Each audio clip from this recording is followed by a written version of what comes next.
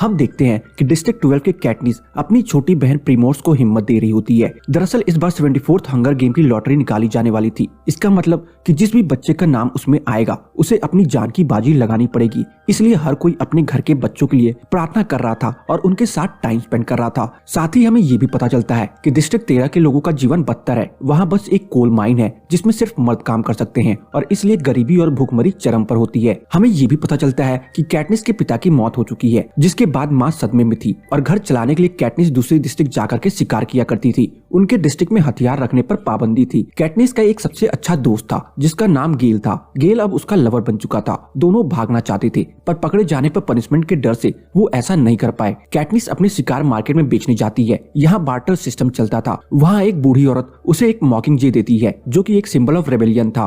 औरत जानती थी कि कैटनिस का नाम भी हंगर गेम्स में आ सकता है, इसलिए वो उसे आखिरी तोहफे के रूप में मॉकिंगजे देती है। कैटनिस ये अपनी बहन को दे देती है। दोनों बहनों को नए कपड़े पहना करके वोटिंग इवेंट में भेजा जाता है। यहाँ कैटनिस की छोटी बहन प्रिमोर्स और पीटर नाम के लड़के को चुना जाता है, पर कैटनिस अपनी बहन को बचाने के लिए वो उसकी जगह ले लेती है। पेरेंट्स आखिरी बार अपने बच्चों से मिलते हैं। गेल भी कैटनिस से मिलने आता है क्योंकि गेम से बचकर लौटना लगभग नामुमकिन था। कैटनिस उससे कहती है कि उसके पीछे वो उसके घर वालों का ध्यान रखे। कैटनिस और पीटा को ट्रेन से कैपिटॉल ले जाता है। कैटनिस को पीटा पसंद नहीं था क्योंकि जब वो 11 साल की थी तब उसने अपने पिता को खो दिया था। उसके और उसके परिवार के पास खाना नहीं था। तब पीटा जानवरों के आगे ब्रेड फेंका करता था। उस वक्त कैटनिस भूखी और बेहाल थी, पर कैटनिस को पीटा का रवैया अच्छा नहीं लगा था, तो इसलिए वो उसे चुपता था। यहाँ वो एफी ट्रिंकेट से मिलते हैं जो उन्हें बतौर उनकी मैनेजर मिलती है। उसके साथ वह हेमविच नाम का एक शख्स भी होता है। हेमविच डिस्ट्रिक्ट 12 का अकेला शख्स था जिसने 50th हंगर गेम जीता था और वो उन्हें बतौर मेंटर दिया जाता है। पर हेमविच एक ड्रंक था। वो पहले तो उन्हें कुछ नहीं बताता, पर फिर कैटनिस उससे थोड़ी सख्ती करती है। तब वो बताता है कि गेम को जीतना बहुत मुश्किल है। जीतने का एक ही तरीका है, स्पॉन्सर्स ढूंढना।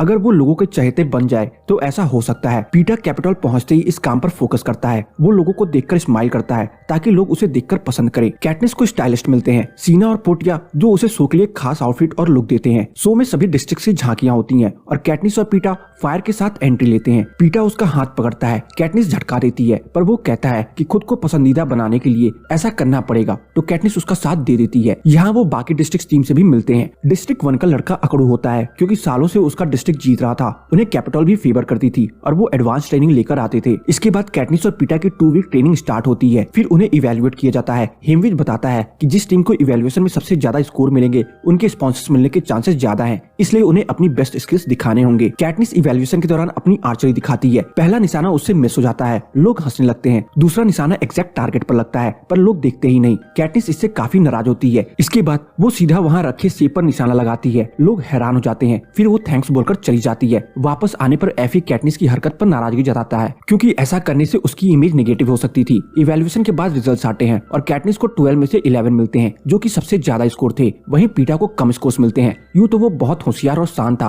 पर उसके पास कोई खास स्किल नहीं थी, इसलिए उसकी अलग ट्रेनिंग होती है। इसके बाद गेम मेकर और प्रेसिडेंट साथ बैठते हैं। प्रेसिडेंट कहता है कि तुमने कैटनिस को इतने स्कोर क्यों दिए? जब सबको मारना ही है तो उन्हें होप क्यों देना? गेम मेकर कहता है कि उसने स्कोर अर्न किया है। अगले राउंड में सभी बच्चों का पब्लिक अपीयरेंस होता है। यहाँ सबको बेस्ट दिखाना होता है। कैटनिस काफी अट्रैक्टिव गाउन पहन के आती है, तो वहीं पीटा सबको बहुत हैंडसम लगता है। पीटा कहता है कि उसे कैटनिस हमेशा से पसंद है, पर तकदीर ने उन्हें आमने सामने ला दिया जहाँ उन्हें एक दूसरे से लड़ना और जीतना होगा। कैटनिस उस पर गुस्सा करती है, पर सब समझते हैं कि पीटा ने ये सब लोगों के बीच सिंपैथी हासिल करने के लिए किया है। ये एक टीवी शो है और स्पॉन्सर पाने के लिए ऐसा करना जरूरी है। कैटनिस को भी ये विनिंग स्ट्रेटेजी लगती है, इसलिए वो उसका साथ दे देती है। कैटनिस को अचानक वो दिन याद आता है जब पीटा ब्रेड फेंक रहा था। तब उसके गाल पर निशान था। पीटा असल में वो ब्रेड अपनी मॉम से छुपा करके कैटनिस को दे रहा था, पर उसकी माँ ने उसे मारा था और ब्रेड भी जला दिया था। कैटनिस को समझ आता है कि पीटा उसकी हेल्प करने की कोशिश कर रहा था। अब वो उसे गलत नहीं समझती। यहाँ से असली गेम शुरू होता है। सब पार्टिसिपेंट्स को ट्रैकर लगा करके जंगल में छोड़ दिया जाता है। यहाँ उनके सामने सप्लाईज और वेपन्स होते हैं जो काउंटडाउन खत्म होने पर लेकर के उन्हें भागना होता है। हेमविच ने पहले ही कहा होता है कि वेपन्स मत लेना, क्योंकि वेपन्स लेते ही लोग एक दूसरे को मारने लगते हैं। 24 में से 12 खिलाड़ियों की मौत हो जाती है। कैटनिस सप्लाई लेकर भागती है। कैपिटल में रह रहे गेम मेकर्स जंगल्स में एलिमेंट्स डाल करके अलग सर्वाइव कर रहे बच्चों को मजबूर करते हैं ताकि वो बाकी प्लेयर्स के पास जाकर के मर जाए। कैटनिस अकेली ही होती है। वहीं पीटा डिस्ट्रिक्ट 1 के पावरफुल प्लेयर्स से दोस्ती करके बचने की कोशिश करता है। कैटनिस जंगल की बाउंड्रियों के पास चली जाती है। वो वहाँ से भाग न पाए इसलिए गेम क्रिएटर्स वहाँ आग लगा देते हैं, जिससे बचते हुए कैटनिस जख्मी हो जाती है। बाकी प्लेयर्स उसे मारने आते हैं, तब वो पेड़ पर चढ़ जाती है और लोग भी चढ़ने की कोशिश करते हैं पर नाकाम हो जाते। फिर वो उसे तीर से मारने की कोशिश करते हैं। पीटा उन्हें रोकने के लिए कहता है कि हमें अपनी एनर्जी वेस्ट नहीं करनी चाहिए, उसके नीचे आने का वेट करना चाहिए।